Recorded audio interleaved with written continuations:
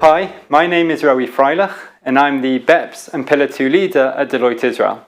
Today we will discuss how Pillar 2, and more specifically the global minimum tax rules, will affect us here in Israel. To quote Benjamin Franklin, nothing is certain except death and taxes.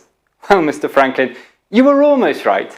However, many multinational groups have sought to prove you wrong over the years by taking advantage of outdated international tax rules and reducing their corporate tax footprint to as low as zero through the use of technology and the wider digital economy. Now, the OECD recognized that keeping the status quo was just impossible. So, as part of its wider BEPS project, sought to update the international tax system to give it a more modern feel and reduce that over-reliance on physical presence. In doing so, the OECD bundled up this proposal into a two-pillar approach. Now, while it's important to understand both parts, the focus of today's talk is on Pillar 2, and more specifically, the global minimum tax rules, which enforce a minimum tax rate that groups need to apply across their global operations. Now, I know what you're thinking. This doesn't affect us. Israel just doesn't have global minimum tax rules. And in the past, Israel has taken years to implement other global tax initiatives. Take, for example, country-by-country reporting. That was announced in 2016, but only implemented in Israel this year. So we got time, right? We don't need to worry, right? No, absolutely not. The global minimum tax is not like anything we have seen before, and Israeli companies need to pay attention to it from today. They will be affected from today. So let's take a look. The global minimum tax rules are unique in that they are a single set of rules that, for the first time ever, are being implemented in almost exactly the same way across the world, with about 139 countries agreeing to adopt them over the coming months and years. And what they do is require a group to apply a minimum effective tax rate, not a statutory tax rate, a minimum effective tax rate of 15% in each and every country in which that group operates. So since it does not rely on statutory tax rates, every year I will now need to calculate the effective tax rate in each and every country that my group has presence. Now, not every group is within the scope of these rules, and they only really apply to larger multinational groups, which are those that meet two conditions. Firstly, the group has consolidated revenue of at least 750 million euro in 2 of the last 4 accounting periods. So, for example, if I'm looking to see if my group falls in the rules for 2024, then the group needs consolidated revenue of at least 750 million euro and at least 2 of 2020, 2021, 2022 or 2023. And that's the first condition. The second condition is that the group operates in at least 2 countries, either by way of a subsidiary, a branch, a partnership, or even a joint venture. Now, when we refer to revenue and that 750 million euro threshold, this is any amount that the group's accounting policy includes in that top line of the income statement or profit and loss account. So let's say fair value adjustments. If recognized as revenue in the income statement, then they can be included in this definition. And this means accounting policy decisions are more important than ever before. So you might tell me, okay, we can see that these rules apply to large multinational groups. And we can even see that Israeli companies can be caught by this where they're part of that larger group. But still, it's not my problem. These rules don't exist in Israel. So surely it doesn't concern me at the moment, right? No. Because the uniqueness of the global minimum tax rules extends even to the way the tax is reported and the way it's paid.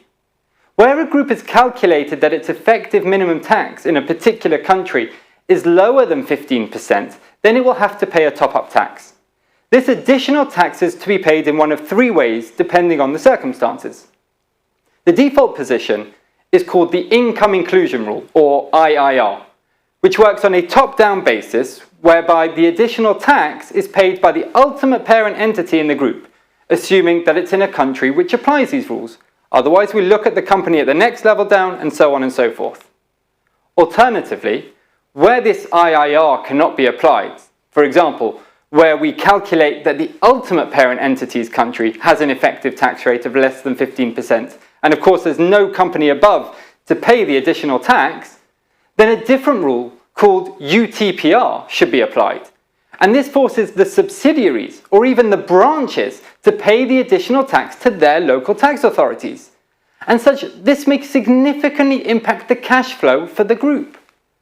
In fact, because of these rules that allow for a taxing right to exist in another country, the US recently published a report that confirmed that if the US does not legislate for the global minimum tax, then the US stands to lose as much as $122 billion over a 10-year period, simply because other countries will collect the tax instead of them.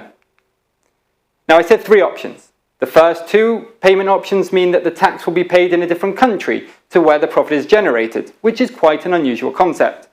So the OECD allowed a third option, and we expect this will be legislated for in most countries, and under which the additional tax is paid locally in the country in which the profit is generated, similar to what we're used to.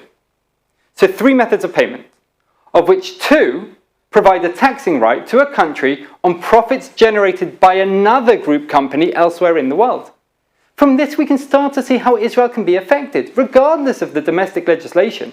For example, with the UK starting to apply these rules from 31 December 2023, if we have an Israeli parent company with a UK subsidiary, then if it's calculated that Israel has an effective tax rate of less than 15%, the UK subsidiary will need to pay the additional tax under UK law. And the same is true the other way round. If the UK parent company has an Israeli subsidiary, then the UK parent company will need to pay the additional tax arising in respect of the Israeli subsidiary under UK law. So Israel is being affected because any value in having a low corporate tax rate is reduced as soon as we apply these new rules globally.